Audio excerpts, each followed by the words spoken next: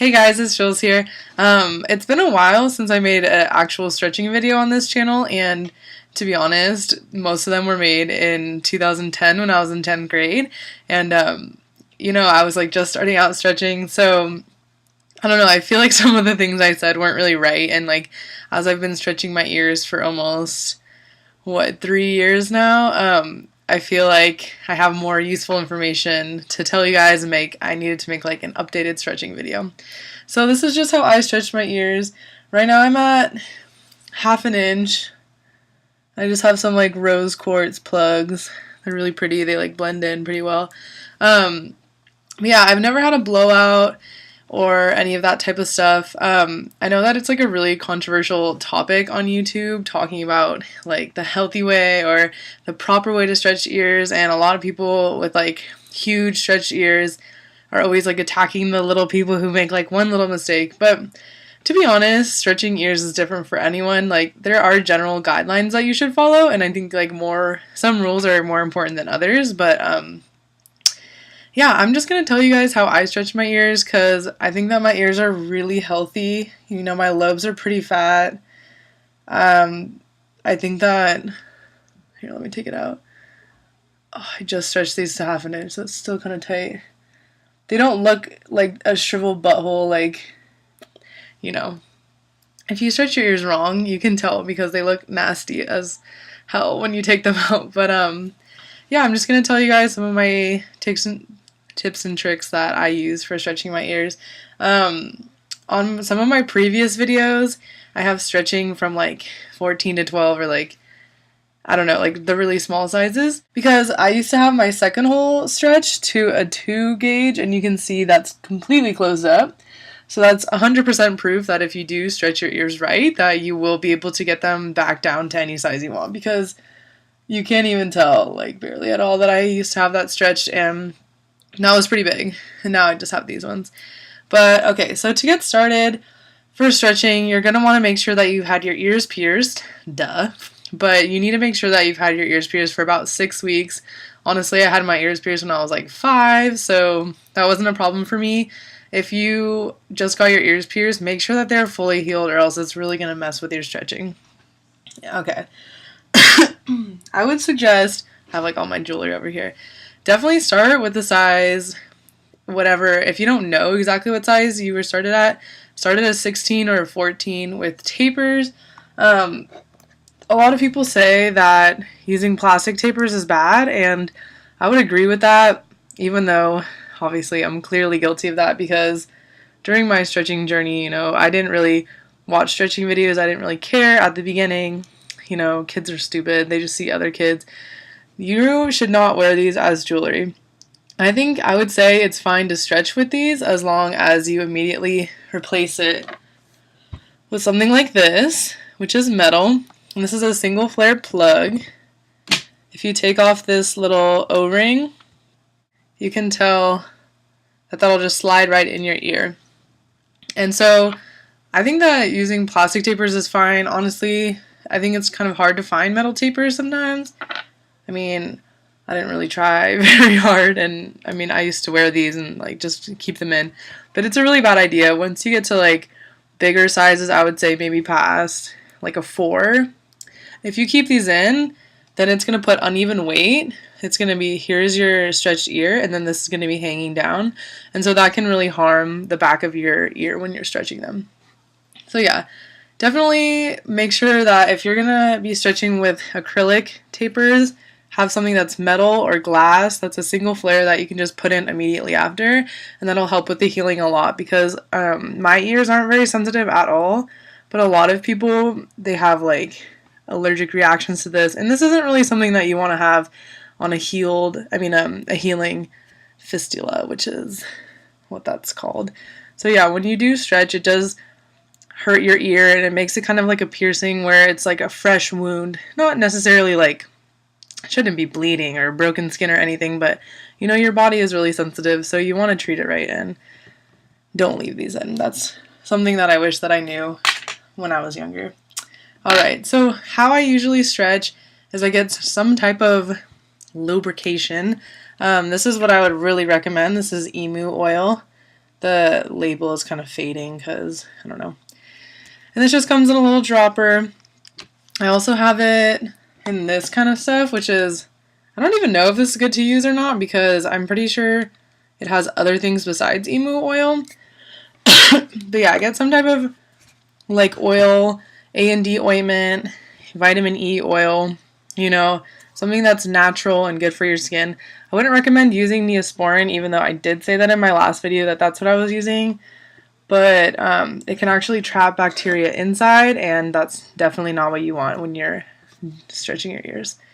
Okay, so the number one thing I would recommend before you stretch is take a shower or stretch after you're in the shower, because that's going to help a lot with like the stretchability of your skin. Your skin is more likely to stretch when it's been absorbing water, and so if you're doing a stretch that maybe your ears are a little bit going to be more sensitive to, it might help it a little bit better. When I stretched up to a 1/2 inch, my ear, even though I had it at a 7/16 for a couple months, my ear just wasn't ready yet. And I do, like, you're not supposed to use tapers after a certain point, but I don't know, I'm just a little bit stubborn, and I don't know if I would do it in the future, and I'm not planning on stretching any bigger than this, but I kind of told myself this would be the last size I would use tapers at, because I got a taper like this, which let me just tell you is bullshit, because you should never go from like here to there, like this much of a size range. Really skinny and then it goes up to 1/2 inch. Like, that's way too short. So I didn't actually end up using this. I ended up using this one, which is has like a longer gradual stretch, which was helpful in the end. I was able to get them in. I do recommend, if you are going to be stretching maybe past a 7/16 and your ear is not really happy with you, like my ears are fine to stretch like that, but if they're not, then I would suggest using the taping method, which is using what is it? Not electrical tape. It's bondage tape, and it only sticks to itself, and it's not porous, so it won't attach to your skin. Okay, I think I have said so much in the past couple minutes, but yeah, so take a shower, put some nice oil on your skin, make sure that you keep your lobes really nice and hydrated, and then put the taper in. If it's not going in, don't force it. Like, just wait. I know that it sucks, but honestly, wait.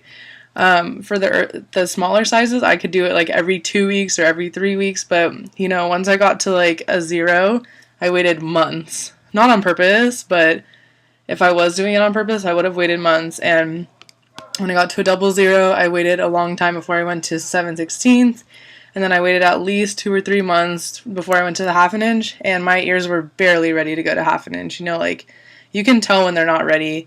They get really sore, and they just like put up a fight. Like, it just like stings a little bit more. So just know that your ears should never bleed when you stretch. They should never like be in screaming excruciating pain. Like, yeah, stretching is kind of painful sometimes, like for the fact that it's discomforting. Like, you're stretching your ear, but it should never be bleeding. You should never try and put this whole thing in your ear when you're at like a size 14 or 10.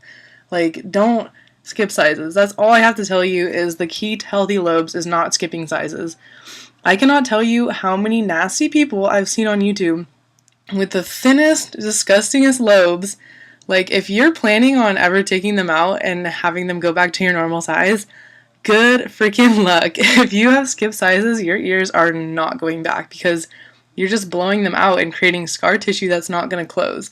Mine are just, it's a hole. Like, if I take out my plugs, and then they close up, like, they still close up at any size. If I keep them out for a while, they'll close up. And like, it's just proof that if you stretch right and take care of your ears, you can do anything. Okay, so that's pretty much what I have to say. You want to moisturize your ears a lot. That's what's going to keep them healthy. You want to wash them a lot with antibacterial soap. I use Provon, which is awesome. That'll help with the smell, because let's be honest, the shit smells hella bad. Especially after you just stretch. Like, mine smell really, really bad right now, to be honest. But Provon soap really helps with that. You just wash it and you're good. You want to make sure that you do not wear these Especially at sizes like this, you're going to have really uneven weight on your ears. Honestly, if you're stretching, I would suggest getting plugs like these, because sometimes with single flares like these, you see how it has the little ridge? Honestly, that's gotten stuck in my ear before. When I stretched and I pushed it through, it's actually gotten stuck. And so that's why I don't really like these ones. I know that you can buy on like Body Art forums and stuff, like a whole range of these. Like you can buy the whole stretching set. And honestly, I would recommend that. And I would definitely wait a couple days to wait until you change into double flare. These are like what I love wearing, you know, because they don't fall out. I'm just going to show you some examples. And some flares are bigger than others, you know. We have like these ones or these ones. So sometimes it'll take a varied amount of time before you can change from a single flare to a double flare, but don't push that either, because it can be really painful going from a single flare to a double flare, because this is a bigger size on the outside. The saddle right here on the middle, that's your actual size, and then the end part is a little bit bigger. Okay, so yeah, I think that pretty much covers it. If you have any questions, please let me know. I know I'm not trying to be like, I'm the perfect person, you know, like I never made a mistake in stretching, because that's not true, you know. I wore tapers like these for like weeks at a time, and, you know, started off stretching. I didn't really skip sizes ever, except for the first time I stretched from a 14 to a 10, which is honestly, if you're going to skip a size, that's one that's not really going to matter too much. But, you know, I have made mistakes, and I'm not trying to be all holier than thou and trying to, like, be like, oh, you guys suck. But I am trying to help you guys make sure that you don't make the same mistakes that I did, and help you guys get healthy ears, because there are a lot of people who have really disgusting ears, and I feel like that's one of the things that's a problem with our modified community today, is people see the nasty ears and they don't see the healthy ones, and they get grossed out and they don't understand. So yeah, I hope that this helped you guys. If I'm missing anything, just let me know, ask me a question, and I can help you out. If you're looking for where to get emu oil, I just got it on Body Art forums. I'm pretty sure you could probably get it at like some health food store or something. I don't know, it's just a really good oil to have. Or you can do vitamin E oil or A&D ointment. Those are all pretty readily available. So yeah, I think that's pretty much it. I will say that I have a preference for stone plugs. A lot of people have allergic reactions to acrylic, or their ears just get angry with acrylic or silicone, like these little guys. But I don't have a problem with them. I just don't really like the way that they look. I really like the way that stone looks. And yeah, that's just a personal preference for me. But and this video is way longer than I expected it to be, but I hope that I could have sorted some things out with my old video, my new video. I just wanted to like correct myself on a couple things and help you guys out. So if you like this video, let me know.